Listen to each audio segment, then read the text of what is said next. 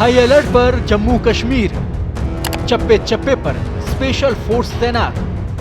Army chief का जम्मू कश्मीर दौरा, क्या जम्मू कश्मीर में कुछ बड़ा होने वाला है? मुद्दई लाख बुरा चाहे तो क्या होता है, वही होता है जो मंजूरे खुदा होता है। पाकिस्तान के नापाक मंसूबे कभी पूरे नहीं हो पाएंगे और ना ही किसी आतंकी संगठन को कभी भारत में सह मिल पाएगी। छुप छुप कर वार कर रहे इन आतंकियों पर अब सेना और सरकार अलर्ट मोड पर आ गए हैं और चुन चुन कर आतंकियों का सफाया किया जा रहा है। जम्मू कश्मीर में बढ़ते आतंकी हमलों के बीच भारतीय सेना ने लगभग 500 पैरा स्पेशल फोर्स कमांडो को तैनात किया है। आज आर्मी चीफ उपेंद्र द्विवेदी भी जम्मू कश्मीर दौरे पर है।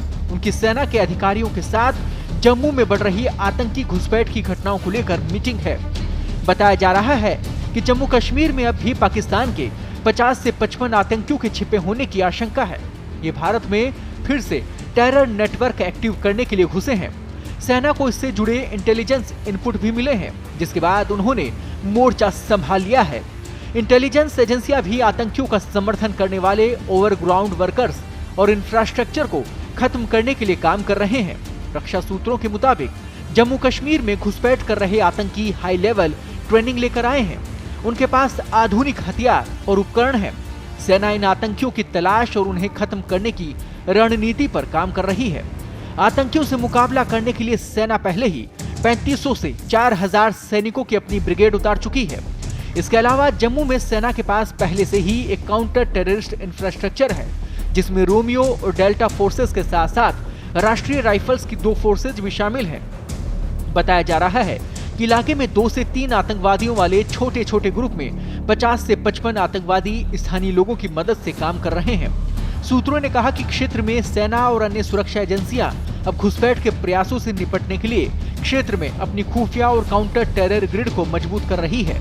अब क्षेत्र में अंतर्राष्ट्रीय सीमा पर घुसपैठ की कोशिशें की जा रही हैं, जिसमें काउंटर टेररिस्ट ग्रिड के दूसरे स्तर को मजबूत करने पर ध्यान केंद्रित किया जा रहा है। क्षेत्र में खुफिया जानकारी एकत्रित करने वाली ग्रिड को भी कड़ा किया जा रहा है, क्योंकि इन आतंकवादियों को घने जंगलों से घिरे इलाकों में मिल रहे स्थानीय समर्थन को खत्म करने पर भी ध्यान केंद्रित किया जा रहा है।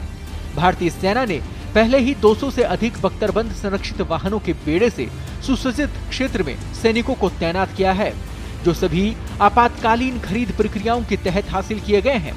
किसी भी आतंकवादी हमले से निपटने के लिए क्षेत्र में 200 से अधिक विशेषज्ञ संरक्षित वाहनों को तैनात किया गया है।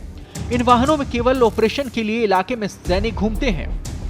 उम्मीद है कि जल्द से जल्द कश्मीर से आतंक का सफाया होगा और जम्मू कश्मीर भी बाकी राज्यों की तरह विकास की ओर अग्रसर होगा। पत्रिका के लिए कृपाशंकर शर्मा की रिपोर्ट।